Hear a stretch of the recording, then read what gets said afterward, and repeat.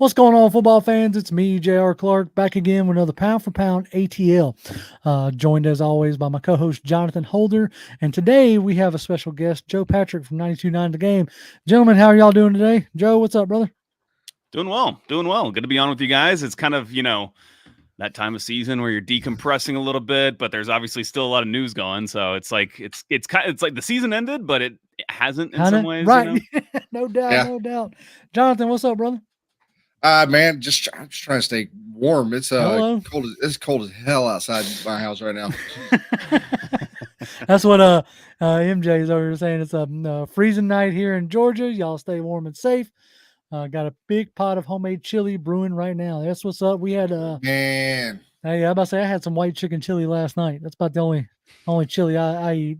The normal chili gives me too much of heartburn, but that's because I don't know, tomatoes. I'm not sure. Anyway, so yes, the chili my wife makes, good stuff. It's in there and simmers in the crock pot the whole day long. So I just, especially if she does it when I'm working, I get to just sit here working and soaking in the chili, in the smell, essence. Just the smell of chili being made is like that's worth it. It's that and bacon. Yeah, bacon's good right. stuff. Those two bacon's things. a good thing to wake up to. I had chili for dinner tonight too. There you go. Our buddy Chris up in Oregon says it was -7 out there last night. Woo! You can keep that, brother. I am anywhere that it routinely gets in the negative is not where I'm going to be. We got Jolt Gaming's out in Indiana. He says it's 3 degrees. Oh, no dog. Man, that's kind of cold. It just makes you angry. Yes, it does. Angry when you it's like you can't get warm. And I'm good. I'll stick down here in the South where, yes, I might complain a little bit about the summers being hot and humid, but at least I don't have to freeze during the winters. So, well, yeah, we've got a good bit going on, but I guess we could start with some of the playoff games. We've had an interesting wild card weekend. I do want to start off. I don't want to go like too in depth because you can find plenty of other channels that'll talk that. But I do want to start off with saying, how about them Philly dogs, huh? Yeah, how about that? The only reason why I say that, the only reason why I even bring that up, because not that I'm trying to despair on UGA or anything like that, but that's all we heard last draft cycle. Yep. If you want to win championships, these are the guys you got to draft. And look, those guys can still go on and have great careers and probably will, but it's just, hilarious to see them like just look so discombobulated and struggle last night. It was almost a little bit of like poetic justice in a sense. And, for the folks out there, I saw a tweet that made me laugh, and Joe, I want to get your opinion on this because you've brought it up more than once on Twitter. That the Cleveland Browns fans, how'd they love to have Baker right now? Yeah, no kidding. How much would the Falcons would have loved to have Baker this year? Oh, I mean, God. But yeah, it's. I think back to a conversation I had in the offseason with a Tampa fan. I was like, we know what Baker is. We don't know what Ritter is at this junction. And then of course, Baker goes on to have his, best career as a pro, and Ritter flames out. So I was like, that's what I get for opening my mouth, right? Well, I mean, look, nobody foresaw this. No. Nobody foresaw that. My thought was Baker may pull like a Fitzpatrick, right? 5, 6, 7 games, something like that, looking real good, and then fall into kind of the thing that he's done his whole career. So when you see him, and now you look at the last couple weeks of the season that they played, they didn't exactly line it up offensively. No, they didn't. They did not at all. But Baker has just been keeping the ball out of harm's way for the most part in the second half of the season. Really, ever since the Falcons beat them in Week 7, he's really just been careful with the ball, and it just somebody had put out on Twitter about Dave Canellis, the OC, and the job that he has done from Seattle down to here, and I thought that was pretty interesting. I forgot to hit the intro thing. Should we just go ahead and hit the intro thing? Got to hit it. All right, be right back.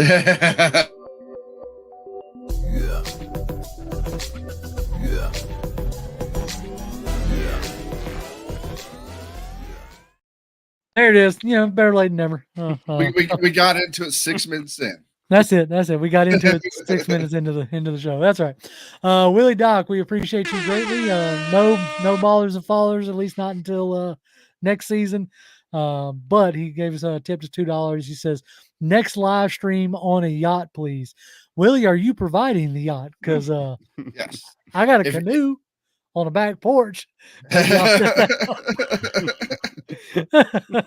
If you're providing, Willie, we'll do it. That's right. And then Joe Houston follows it up.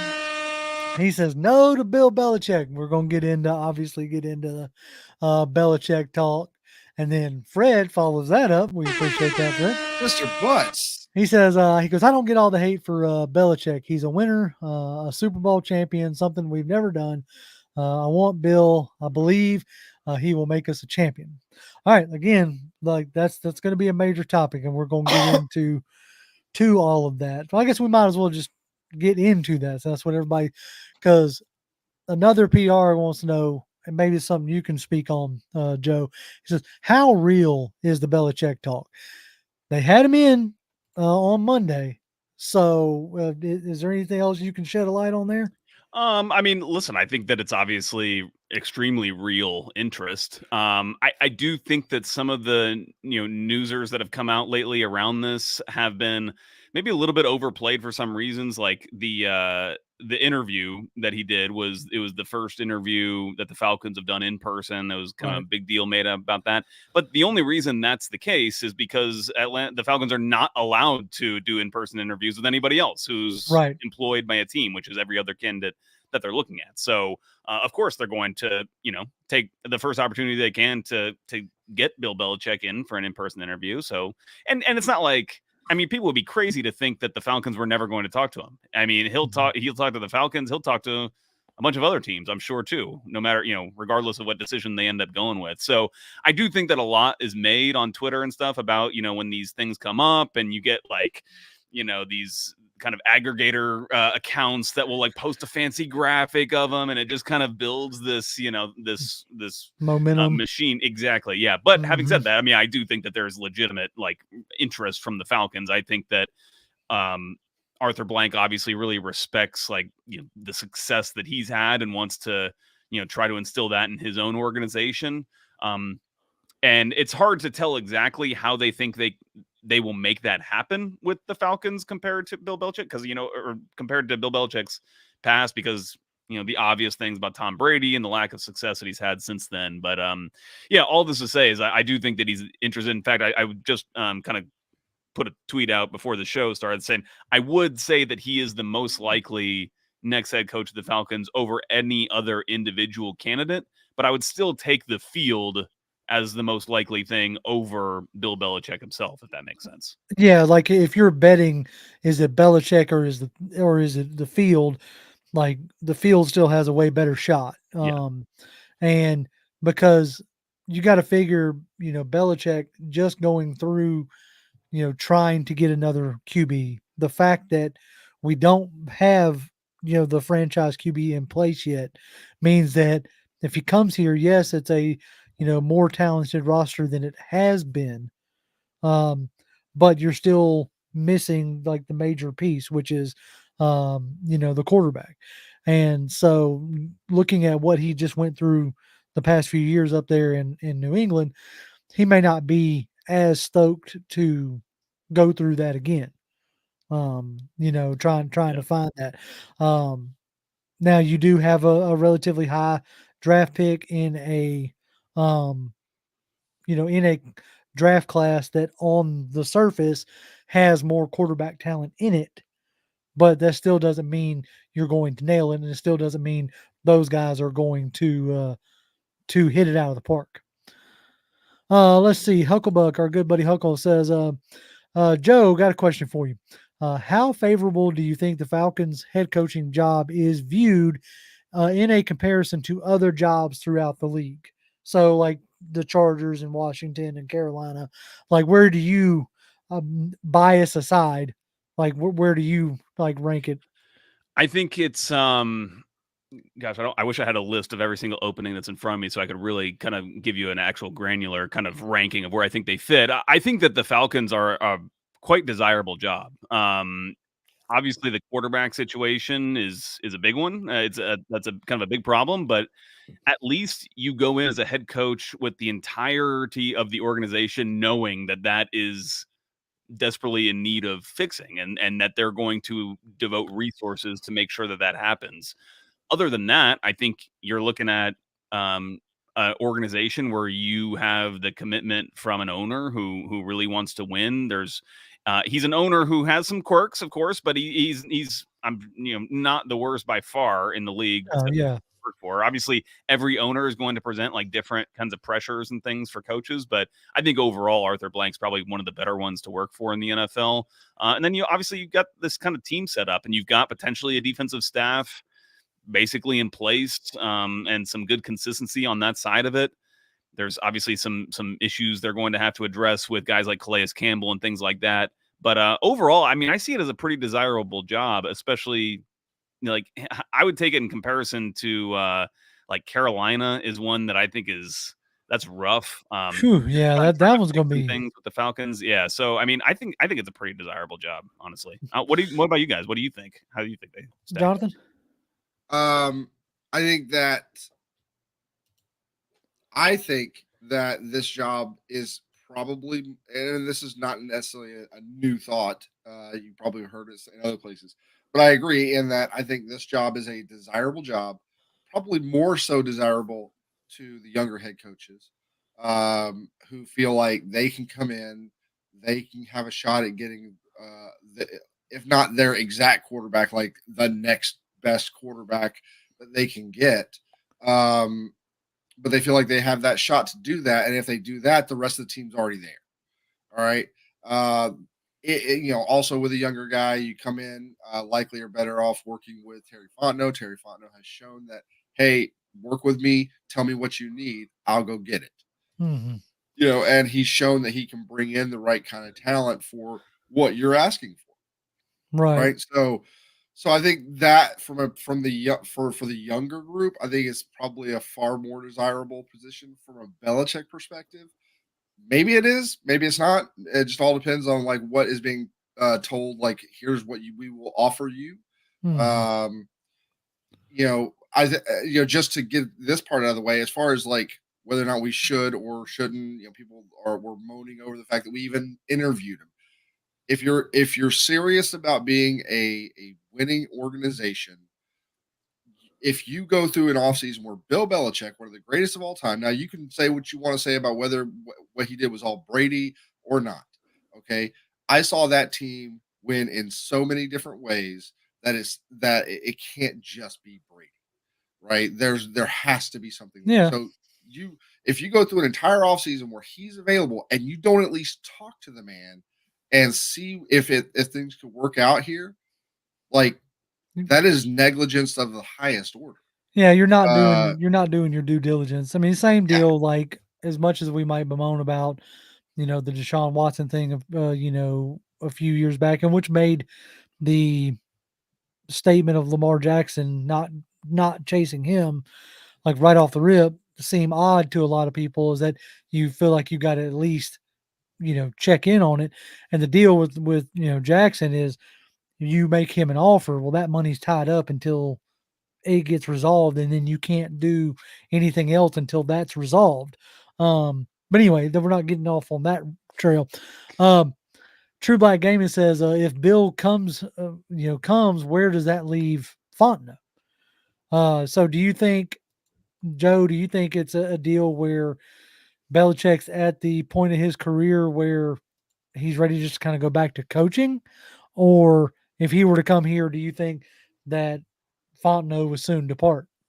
So I know in press conferences, especially some very late in the season, he kind of opened up that door of the possibility of potentially staying with the Patriots and not having so much say over personnel matters. But I haven't talked to one person who thinks that he wouldn't come into the Falcons organization and demand quite a bit of control over, and just say, just have a significant voice in terms of, players they want to acquire, who they want to go after, and those types of things. And so, for me, the Belichick one is weird because I understand why Atlanta would have interest in Belichick just because of who he is, as well as every other team, right? Like every team is going to have interest in Belichick. I'm a little bit more surprised at why Belichick would have interest in the Falcons because I don't see the match coming from that direction.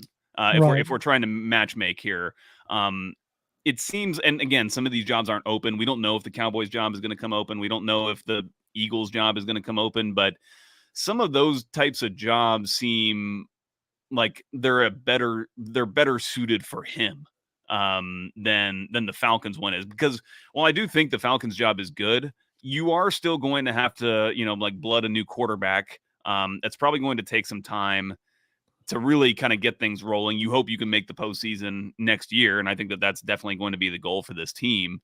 But I just don't see it as like a full match on both sides of it with Belichick. And I do wonder if maybe he's just, he's kind of playing the market as well as just as the Falcons are, trying to find the best fit for himself. Yeah, and I think for somebody like Belichick, somebody said it up here earlier talking about like the Chargers job, and I would think that somebody like Belichick, that would be a more enticing job. Like you already have the quarterback in place, you have defensive pieces in place, and something that I feel like you could hit the ground running because like Huckle says right here, it's like if Belichick is brought in, do you think a succession plan would be put in place given his age? Right, like that's something to consider, right? I think it was Matt Ryan said on CBS, like if you plan on bringing a guy like a Belichick in, then you're going to have to go out and get like a vet QB, because I don't necessarily think that Belichick has the time to, like you said, blood a new QB, get a new QB up to speed. Mm-hmm. I'll tell you right now, like, because I'm someone who's in these press conferences, I'll make sure that those questions are asked. If Bill Belichick is the head coach, like, then the fans do deserve answers as to like what the future of the organization is long term, because it's just so very clearly not a long term. It can't be. I option. mean, even if he were to coach like 5 years, that's in. I don't know. That's not a long time. If you're talking about wanting to build success, not wanting to be in this, coaching carousel every 4 or 5 years. I mean, I know Arthur Blank is on the tail end as well, not to speak morbidly, but my man's 82 years old, Mm-hmm. so I can understand the urgency from his point of view. I can understand the urgency from Belichick's point of view. And that's what also kind of makes this such a odd match, given the fact that you still need to find your next QB. Fred's got a question for you, Joe. He said, Joe, what do you think it would take for us to finally win a championship besides a quarterback? Well, what do you think? It's going to take an edge rusher, first of all. But I think it goes actually deeper than that. I think it's deeper than like personnel. I think that it's a mentality amongst the team, amongst the organization, like this kind of, it sounds like very cliche to say, but just like a standard of excellence, a standard that you feel like you're letting the organization down if you lose a game. Like it was something that I remember, I'll never forget this, that Jerry Gray said this season. And he was like, when he said that when he's coaching in Green Bay, all they're used to is like 13-3 seasons, like for the longest time. And if you lose a game, it's like a shock to the system for everybody, and it doesn't seem to be that way with this organization. Maybe some of that's down to just, having realistic expectations for themselves and things like that. But I think that when it comes down to like winning a Super Bowl and just being a perennial contender, that stuff happens from an organization wide. It's not just like a player or a couple players or a coach. And when you look at the success that the Patriots had, I mean, they really had, obviously, they had the quarterback and they had the coach, but like it's all these things kind of, playing with each other together that forms this kind of unstoppable dynasty. And so, that's what I encourage everybody to think about. Just think much more bigger picture outside of like, we need to get Michael Penix or Mhm. this edge rusher or this free agent, because it's just, if you want to have sustained success, none of those individual guys are probably going to make that big of a difference. I mean, as much as like there's at times, depending on who I'm talking to, one of the things I love to point at is the Houston Texans with JJ Watt. For a long time, almost a decade, he was one of the best, if not the best defensive players in the league. And, when you don't have that's what I love about football. You have to have a full team. You can't have just one dominant player. Um, and you have to have a full team that's willing to like work together, sacrifice together. When you point at the Patriots, that dynasty for a very long time, Brady was willing to take hometown discounts um, to make sure that they could keep that nucleus together with Gronkowski and Edelman and those other guys and even some of the defensive talent as well that was there for a very long time. Um, so it's hard to create a dynasty. You're starting to see it now pop up in KC, yeah, with Mahomes and his stuff. But that's why I say if you're Belichick, to me it's the Chargers, right? Somebody asked up here, um, let's see, it was Huckle. Now he's not being mad at us. He's actually asking some really good questions. He says, if there was another veteran age head coach out there that was seen as a prime target, do you think the Falcons should be willing to give up draft picks if were offered but under contract? I'm assuming you're referring to a Tomlin, because that would be the only other coach that I would be even willing to entertain that idea. I don't know. I don't know if I'd be willing to give up draft picks, because I look at Denver right now, Yep. right? Yep. Like you got a ton of money invested in Russell Wilson, and you gave up draft picks for Sean Payton. And so, what's your thought? And you're probably gonna release Russell Wilson in the offseason. That's going to cost you more money, and you don't have draft picks to replace him. Right. Right. That's kind of the thing. What's your thoughts on that process, Joe? Yeah, I'm not a fan of giving up the picks for a coach. There's too many talented coaches out there to feel like you have the need to do that. And again, this magical coach isn't going to come in and all of a sudden change everything by himself. I think if you want to, for starters, and I think there's a lot more light being shed on this now. And I'm not trying to accuse any individual person in the organization of being or causing, success or failure for the organization or anything. But, there's been a lot of light shed on just frankly how the organization is set up, from Arthur Blank on down. And could that be optimized? Could you, whether that's replacing any personnel or rearranging how the organization is structured in terms of who's reporting to who? Are there ways you can just optimize the structure of, again, the organization to help facilitate success? And so I wouldn't give draft picks for a coach. I can't think about how many times that's actually worked out in positive favor. I think John Gruden won a Super Bowl. I was going to say, Bucks. Gruden, because he went from the Raiders to the Bucks, right? Or was it the other way around? Yeah.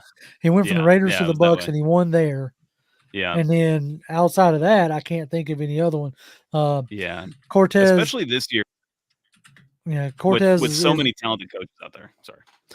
He is appreciating what you're laying down there, Joe. We always appreciate when Joe has time to stop by. But keep going with I figure the vast majority of this show is going to be focused on coaches and the coaching circuit for us. But take Philadelphia, you're talking about organizational structure, right? It's clear that Arthur Blank runs the Falcons like a business. And, obviously he comes from building Home Depot, which was extremely successful. If y'all hadn't noticed, Home Depots are everywhere. So he takes that. It's almost like he takes that kind of approach, not necessarily a football approach. I don't, that's varying success, whether that that works or not. But you have Arthur Blank being the owner, Rich McKay, who everybody's favorite punching bag, seems like what I call the owner's rep. Um, and that's who the general manager and coach that seems to be more on equal footing then report to McKay, right? Is how it seems. And it seems like Blank is leaning on the fact that McKay like did what he did with Tampa Bay and help, building that organization. And then has entrusted him with a lot, from the building of the stadium to now overseeing, football operations. So whether that's, you talk about, like, could it be optimized? Maybe it'll get to a point where it is the normal structure of head coach answering to GM, and it's more. What's up, more John? vertical in its nature, in terms of the structure of the org. Yeah, John, you're muted. That's what. Oh, you're still muted. Oh, right. There you go. All right. So that's the way it was when Rich McKay was the GM, right? Rich McKay was the GM. He brought in Jim Mora. And then when that all when stuff went to crap, Petrino was brought in, and then once that really went bad, that's when he decided to make the change somewhat, where McKay kind of took a step back, was handling more the business side of the organization. Eventually, he started heading up like the Arthur Blank Foundation stuff, right, as well. So he's kind of like a dual purpose guy. I don't necessarily think there's anything wrong with how they're doing it now. Like, everybody's like, well, it doesn't work. Well, I don't know. I can't say for sure whether that's true or not. I mean, that particular combination of Blank and McKay found, and likely, Dimitrov had his input as well as a first time GM on the Mike Smith hire, who, right, outside of Dan Reeves, is probably overall, like, from a record standpoint, consistent success standpoint, is probably the most successful head coach we've had. And then you go from that, you fire Smith, and then you get probably the third most successful head coach we've ever had in Dan Quinn, and who takes you to a Super Bowl in the second year. Likely, if we get past Philadelphia, we're in our second Super Bowl in a row, because it didn't matter who played them the next week. Minnesota wasn't winning that game in the NFC Championship game. They just weren't. So you would have gone into Minnesota. You would have beat Minnesota. You go into the Super Bowl. Who knows what happens, right?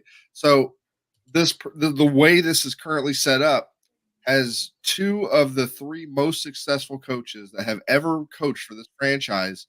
Have we had some pitfalls? Has it been perfect? No. But it's also led you to some of the greatest success that you've had as an organization ever.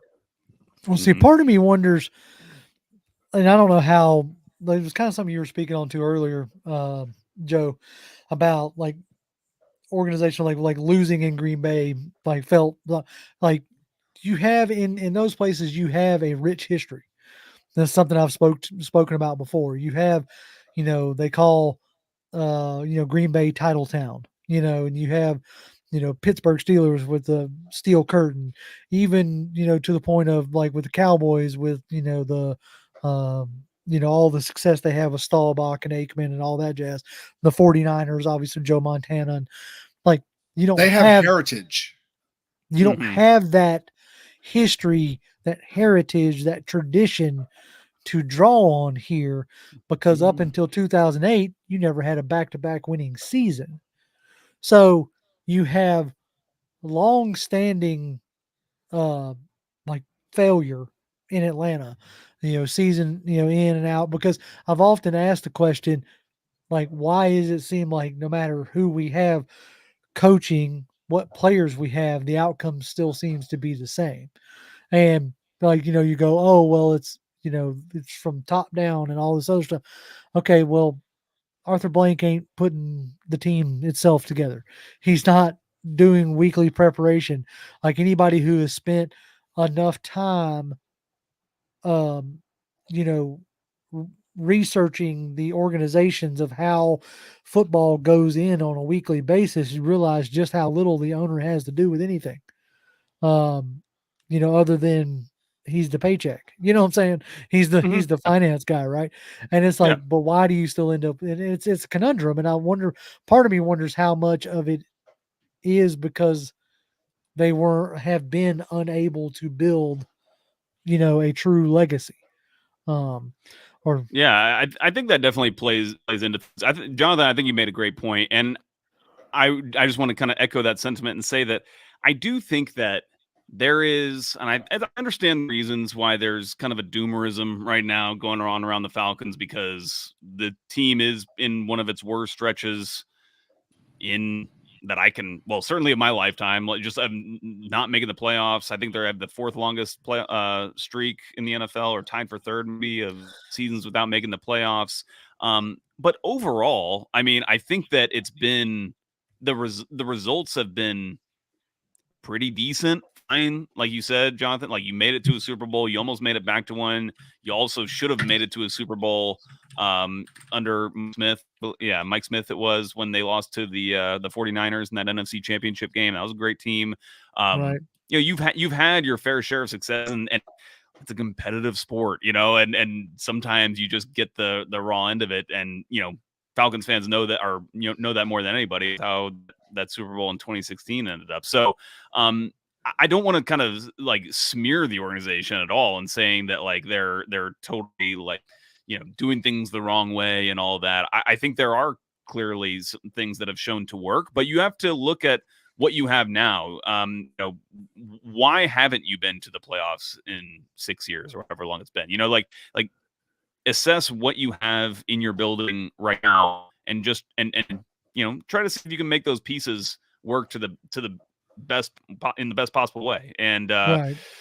McKay is taking a lot of the brunt. And listen, he like Arthur Smith would always say, like, I'm the head coach, I take the responsibility. I think every leader in the organization needs to take responsibility for things that have happened recently. And all they can do now at this point is try to make the best decision possible with this head coaching hire. That's obviously important.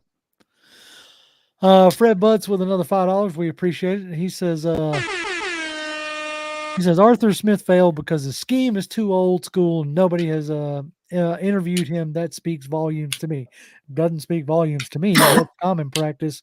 Like a lot of times a coach will get fired and he's not the hot name, or like as of right now, even Vrabel hasn't been. I'll try to think. Have any of the formally fired interviewed coaches been? Not this cycle, not around. Like Ron Rivera got hired pretty quick, and so did Frank Reich, but neither one of those worked out either. But anyway, as far as like the scheme goes, we can spend time, and maybe I will as this offseason goes on. But there were things that didn't work out so well, but his scheme, like for everybody who wants Ben Johnson, isn't too terribly different than Ben Johnson's scheme, isn't too terribly different than it's all based off that like wide zone run.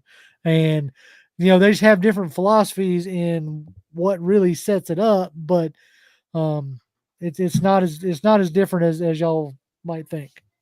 The biggest, I'll let you, go ahead. I'll yes, please. But the thing that the thing that I have seen recently was it was Riddick that basically comes out and says like, I don't think this may have been about Arthur Smith. Don't know for sure. I didn't see his name in this what I saw, but it was basically the scheme wasn't necessarily the issue. The problem was you didn't like it had to be run to like a very specific, like in a very specific way. There was no wiggle room so that if things didn't quite work out, you had something to bail you out. Like if things didn't run exactly perfectly, then you were screwed, right? If it ran perfectly, it looks good. But if it's not, and you got a lot of young guys on this team, especially on the offense, you had a lot of youth, you had a lot of young guys, and if they're not running their routes exactly the way they're supposed to, then things just don't work like it looks discombobulated, which is exactly what we saw the whole year for the most part. So that that whether it's old school or not, it's just the philosophy of like it needs to be exact, and if it's not, then you're screwed. What were you going to say, Joe? So you could do a whole show on this kind of topic, this talking point about the play calling, the scheme. And so let me try to lay it out how I think about it the best I can. And I'll say off the top that clearly the offense was what was holding this team back this year. And I think clearly, Arthur Smith has to take accountability for some of the issues that they were having with, especially the passing game, with like kind of how discombobulated some of the route trees looked, and all that, how the spacing on some of the passing concepts. Yeah. But first of all, like Desmond Ridder was just turned the ball over way too much. And I think, if he doesn't turn the ball over, if he turns it over 5 less times or something like that, you might have a totally different perspective on this team, this season. Arthur Smith might still have his job, like that in and of itself changes so many things. And I'm not totally convinced that it's like Desmond Ridder was done in by the scheme, because if you look at so many of his interceptions, they're just awful. They're like right to somebody who's just standing there, and it's like he doesn't see the guy, which is just, to me, a sign of just poor quarterback play. I think that with Arthur Smith, and as far as the criticisms of him go, for me, it is not about his scheme and his play calling, although I'd be the first one to agree with everybody about, certain play calls in certain situations here or there. Yeah, you probably would call something else. But it's more about understanding what your players are capable of and then asking them to execute some of those things. And I think that especially when you go back and you look at some of the Tennessee tape, which I've done, we talked about, we might get to talk about it later. But when you go back and look at the Tennessee Arthur Smith's tape as time as offensive coordinator at Tennessee, it was so clear that Derrick Henry was able to do things in that offense that were extremely effective for the players that they had on that team. And it's understandable why Bijan Robinson, an incredibly talented player in his own right, might not be capable of doing some of the same things that Derrick Henry was doing. And so then if that's the case, how do you then adjust to that? And I think that even I would say that the Falcons maybe put too much on Bijan's plate in terms of what they're asking him in the passing game. And I think that he made some mistakes. That led to some mistakes from him, led to some kind of, miscommunications with Ridder and things like that for the team. And at the end of the day, you do have to kind of lay that at Arthur Smith's feet, because he's the one who's kind of, arranging all this. But I don't think it's something having to do specifically with like the scheme that he likes to run, because as you said, JR, it's not like it's a lot of it's not like some like thing that he, exploded out of his brain one day, like these magical play calls. It's a lot of, it's the outside zone. It's a lot. It's right. It's keepers going back the other way. And it's all about, just having success with the personnel that you have. And I just feel like he had a much better grasp of the personnel that he had on previous teams, especially that Tennessee team, than he did particularly on this team with a lot of young players on offense. Even last year, I don't know. I wish I could like sit down in a room and ask him like, why, like, what was the deal with Parker Hesse this year? Because last year he was so integral to how the run game worked. And he was such a, different, like he was almost like the engine that made it go. Mm-hmm. And like, I know he got hurt early on, in the season, but he came back, and maybe that he just wasn't. They brought him up off the practice squad like 1 or 2 games. I believe he was undefeated this year. Parker Hesse was. That's what I'm saying. It's like, but like, and then you were asking, Keith Smith to do the same things, and he wasn't able to. And whether it was whether John Fitzpatrick didn't evolve in the way that, or progressed in the way you thought. But as a coach, and I was listening to, I don't know if anybody listens to the, Play Callers podcast. I was listening to some of it today, some of the older episodes. And, Dan, the main host, was talking about having to coach in like high school where you don't get to pick your players. You just have to deal with what comes through the door, who tries out, that kind of stuff, especially he was calling it small ball in North Carolina, not like the big high schools in Texas. And he was talking about like what he found enjoyable was like almost having to reinvent his offense every year, depending on what players you had. And I really felt like the 3 years Smith was here, he was kind of doing that same stuff, like having to reinvent it every time. And then this past season, when you finally got the expectations, you had Pitts, you had London, you had Bijan, and you had all the guys, on with Bergeron and all, you know what I'm saying? Like you felt like, okay, here we go. And he just could not adapt to the players that he had. And this business is all about like adapting or like adapt or die in a sense, like as a coach. Look at Nick Sirianni this year, right? Exactly, yeah. Which is something I was going to get into, like possibly get into here in a second. I just want to say I love seeing Philly lose because I think Nick Sirianni has one of and I swear this is the most punchable face in almost the entire NFL. Hey, you try to punch that dude? That dude, like, there's just something about his face. There it is. Every time I see it, I'm just like, for folks that are watching us on the X, we can actually see your comments now. So, what up, Damsky? Hitting what up, Damsky? From the X. This is a new deal that StreamYard has finally gotten to where you can comment. Damsky says, "What up, Joe?" See, he just says you. He just calls out like I see how it is. Damsky is my fellow Buckeye here. There it is. All right. Willie Doc had a question, or you had a comment for us. He says, "There you go, Willie." He says, "My pettiness will be complete when Shanny loses against Green Bay." He says, "Deshaun lost, Philly Dogs lost, and Julio Jones lost. Good on Detroit and Houston." There's a part of me now that I have like no dog in the fight that really would love to see a Detroit Bills Super Bowl. Because like you talk about like, fan bases that are, have been in it. You know what I'm saying? Yeah, totally. Totally. Like Detroit hadn't hosted a home game in 30 years. So they had was nuts. Yeah, right. And you go ahead. Well, I was going to get away from. Well, I just quickly as an aside, talking about coaches and kind of understanding your personnel and being able to adapt. On the flip side, we talked about Nick Sirianni. On the flip side, Matt LaFleur. Like look at how different and how much better that Green Bay team is from the team that lost to the Desmond Ritter-led Falcons. Yep. No, you're not wrong. Just watching that team play right now, it looks to me like a different team than we all watched in week 2. Like it's completely Jordan different. Love's comfort.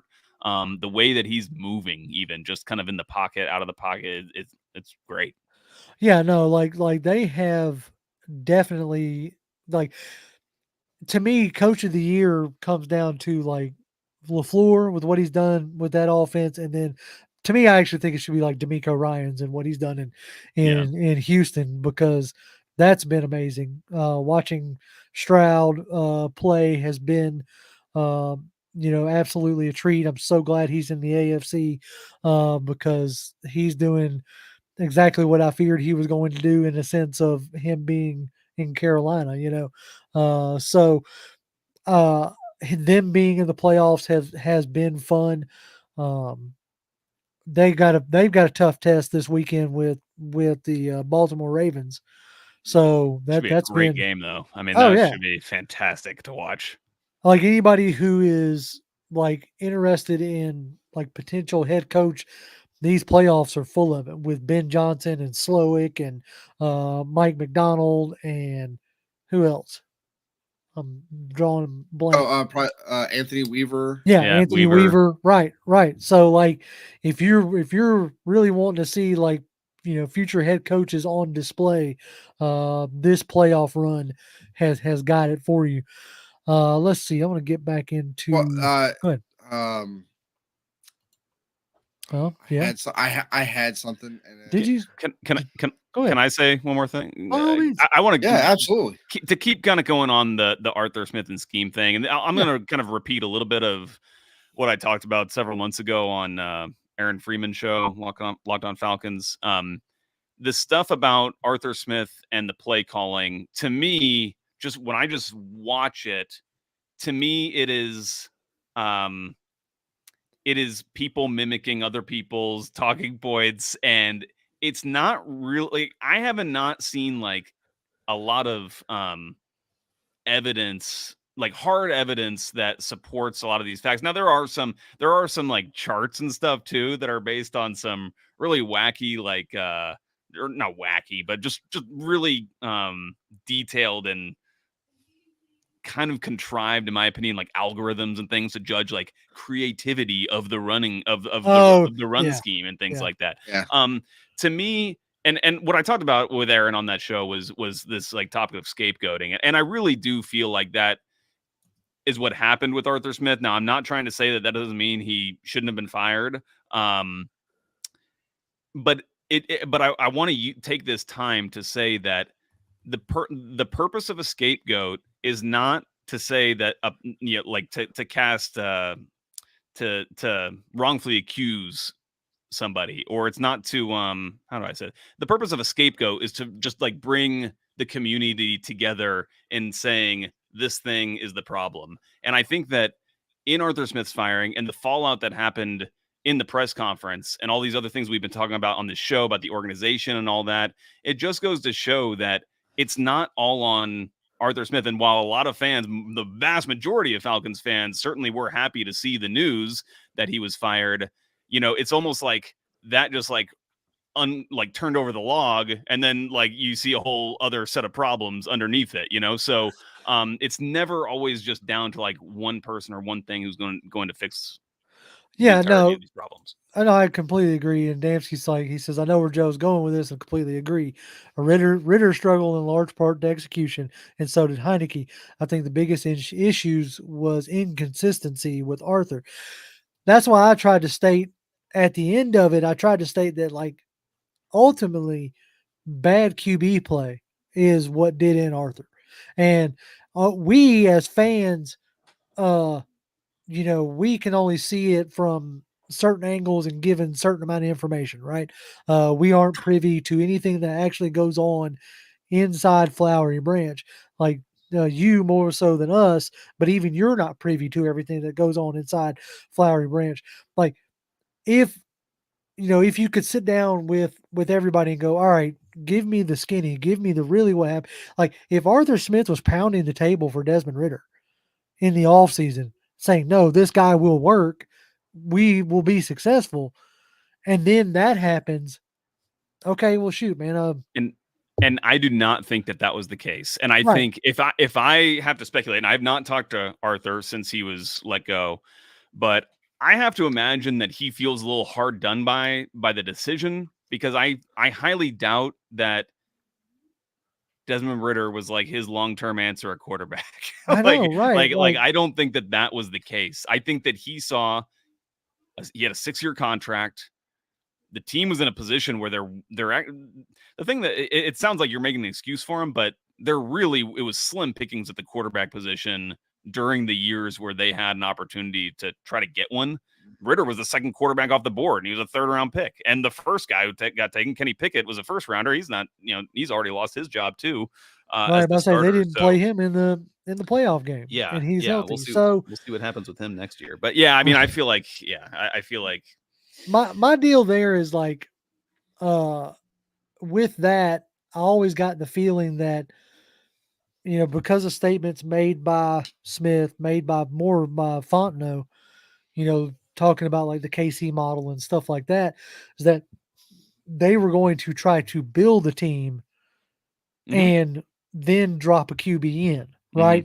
And when they felt like they made the moves that they did this offseason, that, okay, we're going to give Ritter a shot to see if he can be the guy, like you say, and thinking that, hey, we're, if it doesn't work out, we'll either go out and, get a vet QB or be able to draft one, right? But I think, like to Dancy's point and points that I've made before, it was the fact that, and something Jonathan has said that was made comment in the presser, that you lost to teams that you shouldn't have lost to, like losing to Carolina. Every team that you shouldn't have lost. Right. Like the team, like you lost to Carolina, you lost to the Bears, you lost to Washington, and you lost to Arizona.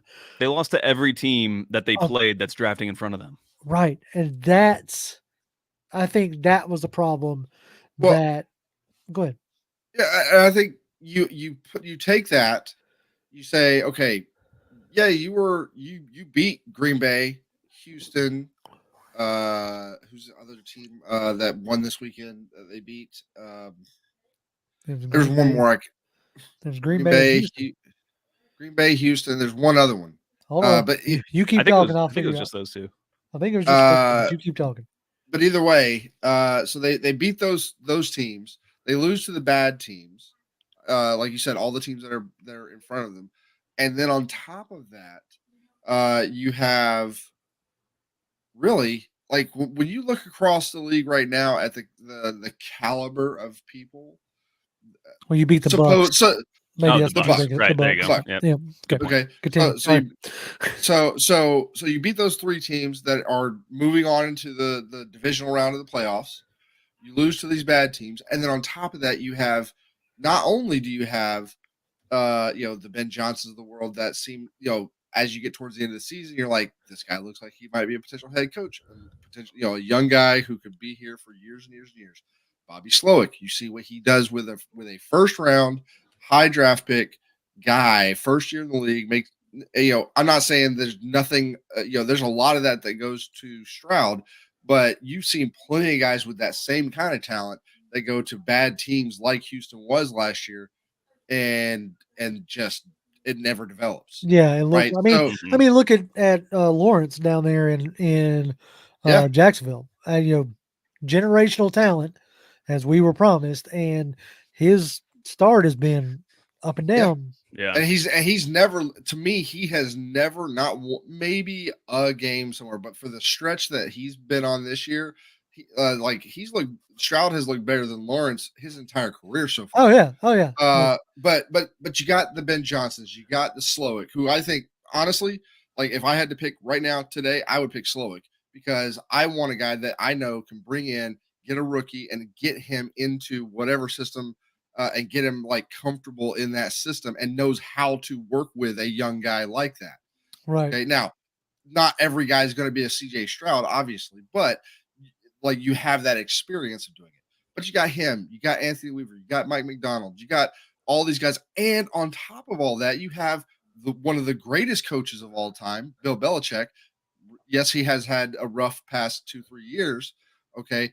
But like, he's one of the greatest coaches ever. He becomes available. Potentially Jim Harbaugh becomes available. And we haven't heard anything linking the Falcons and Harbaugh at all. I haven't heard that yet.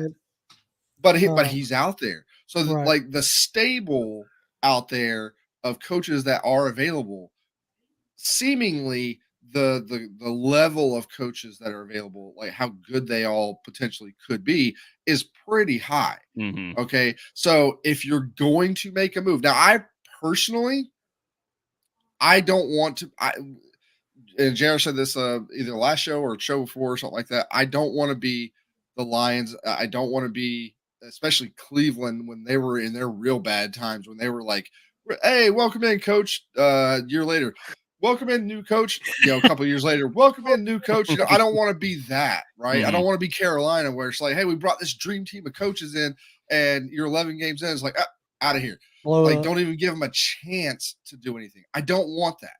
Okay. I want to be the Steelers. I want to be one of those kinds of teams where, you look at the Steelers, and for the past 40 years, they've had 3 coaches. Right. I'm not saying you don't ever not fire a guy, but I would have probably preferred just like, let's let him play out his contract. Let him go through the whole 6 years. If he hasn't done, given me something within 6 years. Now I understand he's 82.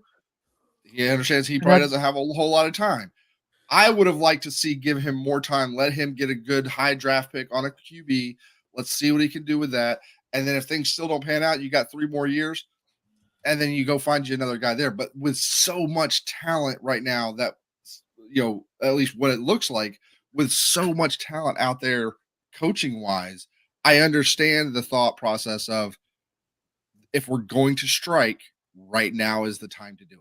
And listen, the reason why Arthur Smith was fired, in my eyes, it's pretty damn simple, which is that he didn't.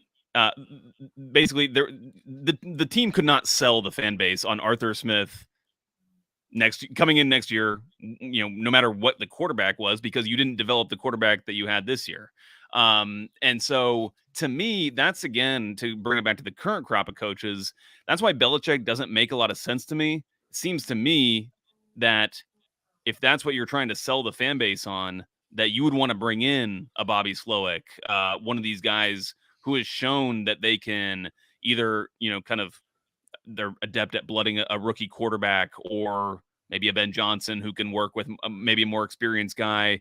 But there are other options out there that would seem to better address some of the needs or some of the issues they pointed out in that press conference on the Monday following the firing than Bill Belichick would. Right. That's just my opinion. Let's see. We've got a couple. Fred with his $2. He's still talking about the scheme, but I don't want to discount. Talk about he's being predictable, and there's a lot of variables in there. Again, we can get into that another time. Well, real quick to that, everybody says oh, he runs first and down, he's so predictable. And then when he tries to do something that's not predictable, everybody's like, "Oh, you're trying to be the smartest man. You think you know so much better." It goes both ways on that. Totally. The only salve for any of that, the only balm for any of that is winning. That's it. If you're not winning, you're an imbecile. Yep. Yes. Dave says, "Can you ask Joe Patrick?" I can ask Joe Patrick. He says, if he's heard any inkling of the Falcons selling the team at some point. I do not believe so. I believe from what I understand, Arthur Blank has a son who will essentially take over as the owner. And was that?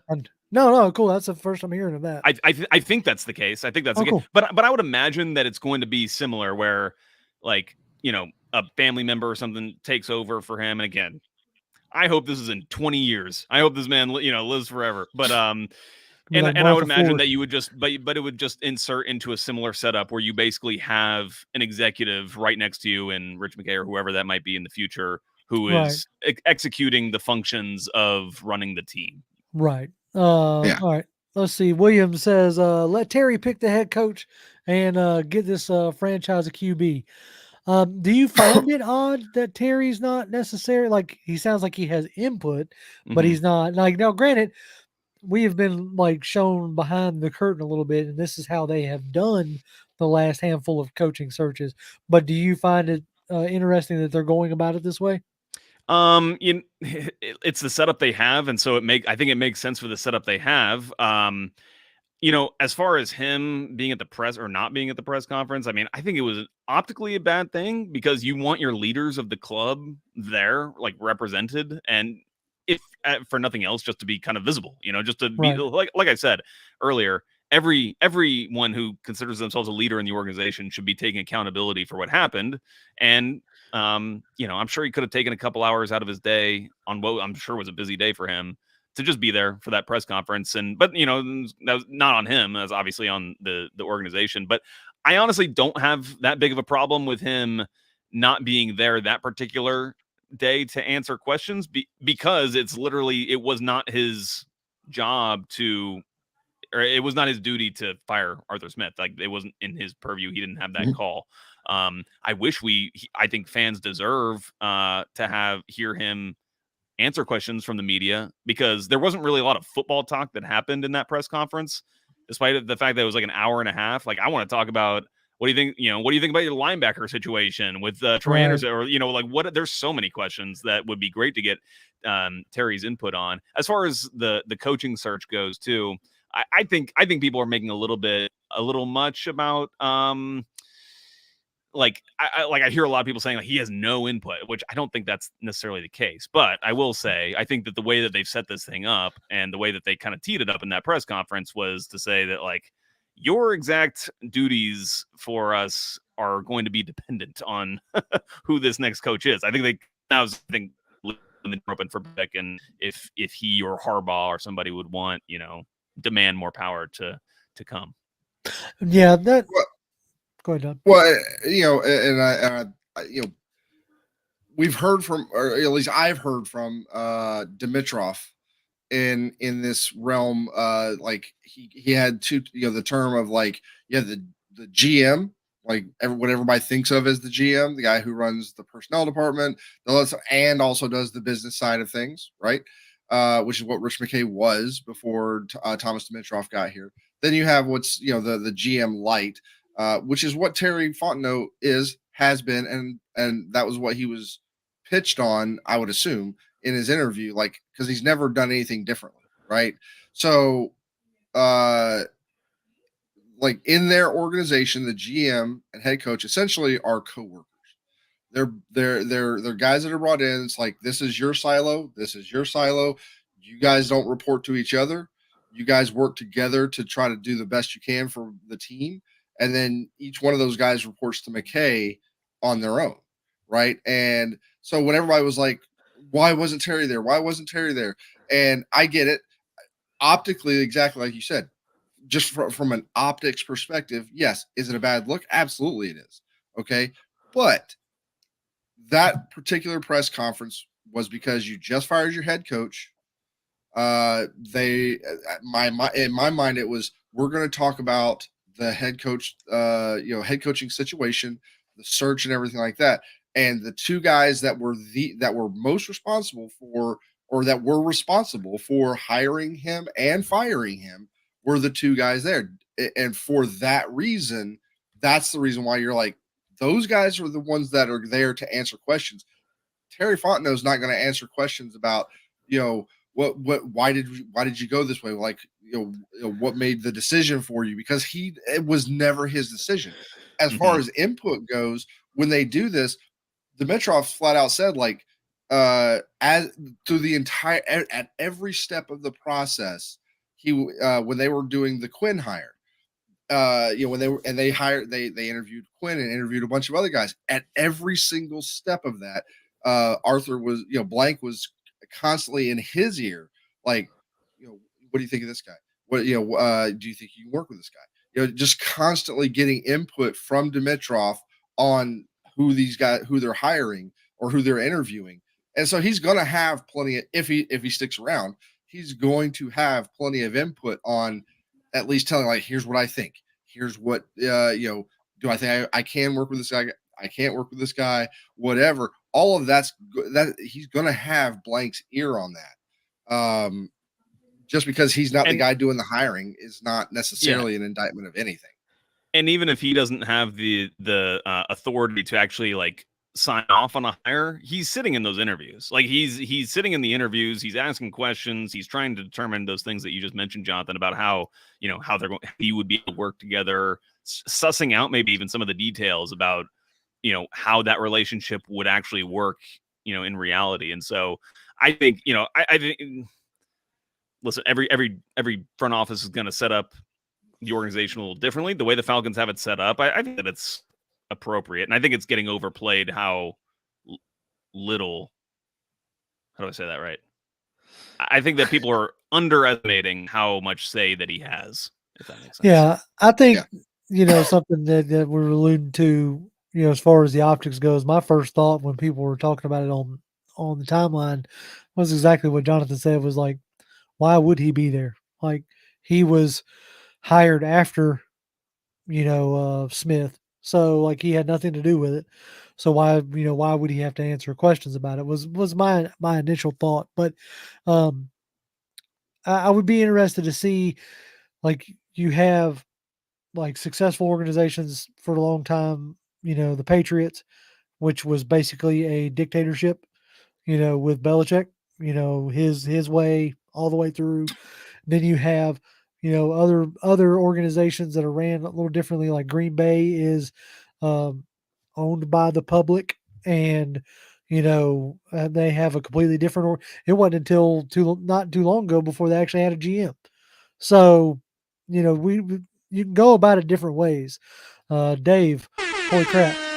Hey, appreciate it, man. Appreciate that, Dave. He said, "I'm tired, guys. Is this really what a mediocre organization look like?" Unfortunately, right now, yes. There's no two ways to cut it at this junction. As we were talking about earlier in the show, you didn't have a back-to-back winning season until 2008. Okay, that wasn't very long ago. Um, so unfortunately, yes, this is what you hope with every new hire, with every new quarterback, with every new whoever, that it finally, changes. But just, yeah. And I'll kind of say it again, which is that, like, I think that under Arthur Smith, the organization was directionally headed in the right general direction. Obviously, you had a major speed bump this year that was turned out to be just unacceptable. But I thought that with Arthur Smith, the way that he was building out his coaching staff was really smart, especially the way they kind of revamped a lot on the defensive side of the ball last year. And also the way his he called it a program with the offensive linemen, but I thought he was really developing a lot of the depth on the offensive line. They invested into it as well with contracts and with draft picks. So that's where it's like, for me, I know I'm in the vast minority of people with this opinion, but I feel like they were actually headed in the correct direction. You needed to address things that had to do with the offense, which was, supposed to be Arthur Smith's MO. But I thought that you could very well keep going and kind of, Arthur Smith could become more of a Mike Vrabel-ish type of coach and like manager of the team. I don't know if that would necessarily specifically relate to his play calling or not, or if that was even kind of a break point in potentially continuing on with him. But I do feel like now that they are in kind of a deeper hole, they have more organizational issues now that they have fired the coach that they're going to have to work on this offseason. Yeah, because James Williams brings up a good point. He says, I feel like we're in a pretty good shape with our coaches. We just needed a captain of that ship, which is funny because if you feel like we're in good shape with the coaches, they were picked by Smith. It was his staff, and we have. And I would say I would expect them to be gone. I like the defensive staffs too, and I hope that they stay. But just like, I think everyone's kind of assumption should be that a new head coach is going to bring in a new set of coaches on both sides of the ball.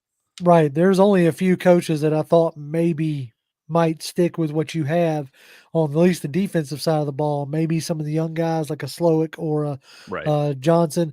But if you bring in somebody like a Belichick or a Mike McDonald or, any of the defensive guys, there's a good chance that they're going to want to install, their, pieces or their coaching staff. And which has been interesting that they've blocked, Nielsen, the special teams coach one time, not a second time, and then the O-line coach Ledford from taking in like a lateral move. Mm-hmm. So I guess they're at least wanting the new head coach to have that choice, I guess. Yeah. I think I honestly think it's smart for them to do that, but that's just me. Yeah, and it didn't translate onto the field that we wanted to, but like exactly what you were saying. Like, I think from a behind the scenes perspective, I feel like this team was in probably the best it's been since probably the early Mike Smith days. From a like cohesiveness, just again because even somewhat this year, but more so like you look at last year. I will say last year, yes, we were disappointed with the way it ended. Yeah, we were so close to the division and all this other stuff, and we ended up in the same spot this year. But last year, that team looked far like they were far better than what they showed on paper. They every single game they and that was probably the most disappointing thing for this entire season for me was you look at last year and every single game, offense and defense. Didn't always they weren't always super successful with it, but they looked prepared. They looked ready. They fought the entire game. They lost a bunch of games by like one score or less. So like everybody had bought in. Like I really felt like that. And so it does sadden me to see that go because there's no guarantee the next guy that comes in is able to do that on the back end. And if you can keep that going somehow, whether that was keeping Arthur Smith or you get a new guy, as long as you can keep that going, I think you're going to eventually get to the success that you want because that's where that foundation is built. And I really felt like the foundation was great. For whatever reason this year, the offensive side just did not seem as well prepared the majority of the season, outside of some flashes. It just didn't have that same. It just didn't feel the same coming onto the field as it did last year. And I gotta tell you, that Monday after the firing, it was like a fever dream going from the Falcons locker room to the press conference, because you go in the locker room and it's like literally every player is upset, like looks upset, sounds upset, is saying things like Calais Campbell says, I think he's a phenomenal coach. I think he's going 100% back as a head coach in the league. And like, you don't hear players say that about coaches that they are, iffy about. And it's not like players are going to say like, I thought that guy was a jerk or like a piece of crap or something. But you might hear players just hold their tongue in terms of some of these like plaudits, but that was not the case. And it wasn't just Jonnu Smith. And that's the other thing that gets me is like people are like, oh, well, he revived Jonnu Smith's career. It's like, it was not just him. It was everybody from rookies to Calais Campbell, like I said, and guys who played on defense, really, even those guys were, very go listen to Raiders, their players talk right before McDaniels got fired. It was a different ball game. All right, I think the players know what happened with that offense too. I think the players realize that the quarterback was just turning the ball over. Well, at the most, like you can look at it like Josh Allen has a lot more turnovers than Ritter did, but Ritter's turnovers were at the worst possible times, and in the red zone, and he wasn't able to produce like Josh Allen has this year. If you want to look at that comparison, and so therefore his turnovers were far more detrimental than what Josh Allen has. Dave has a good question for you, Joe. He says, what does your gut tell you in terms of who the head coach will be? You kind of alluded to this earlier when you were talking about Belichick versus the field, but sitting here on the 16th of January, who would you say that the head coach is going to be? My gut says Belichick, and it's not who I would want, but that's what my gut says is the most likely thing to happen at this point. Outside of that, if it's not Belichick, I honestly have no idea. Like it could be. I don't know. I don't know, but I just really just hearing that press conference. I think that this team. I think that Arthur Blank and Rich McKay just feel like they're very, very, very close, and they just need that quarterback or that coach to kind of push them over the edge. Obviously, they'll need the quarterback too, but they plan to make that happen, and we'll see. But I don't think it would be a good fit. Personally, kind of almost feels like the trade up for Julio Jones, the one piece away type mentality. Let's see. Somebody did ask like, and I think I know your answer to this, but because I think you may have said it earlier. Who would you want as your if you were making the decision right now today? Who would you want to be the head coach of the Falcons? It's funny because I feel like my answer changes on like what day of the week is it? Because there's so many good candidates out there. You know, it's like Tuesday there's at so many. 8:14. It's Tuesday. Okay, I think that's a Bobby Slowick day. I That's a think Bobby Tuesdays are Slowick day. Okay, Slowick. yeah, okay. Yeah. Wednesdays tend to be Raheem Morris. Thursdays tend to be Morris Ben Johnson. I don't know why, but like bringing him back is kind of is intriguing to me. Yeah, I would say my top three would be Raheem, Ben Johnson, and Bobby Slowick, not in any sort of order. Yeah, in no particular order. Yeah. Yeah. I think this got debunked, but King Sevens' blank had Bill on his yacht. The dream boat. Yeah, I got tricked by that one in a sense on Twitter. So, all right. Well, I think that's pretty much going to do it for us today. We sure do appreciate it. The saga will continue until we get a head coach and until we get what is it? Is it white smoke? Yeah. I was making that joke. White in front of the flyer. Yeah, because anybody who knows the like Flowery Branch area, I think it was Monday. It was yesterday. I was at the Home Depot right in front of Flowery Branch, picking up some stuff for a job site that we got not too far away. When I realized exactly where I was, I made the joke about like, oh, well, I don't see any white smoke, so I still don't think we got any got a head coach yet. But yes, Joe, everybody's saying thank you for jumping on. We do appreciate Absolutely. you taking time out of your night. I appreciate you guys having me on so much. It's so much fun to just jump on and talk football with you guys or talk drama.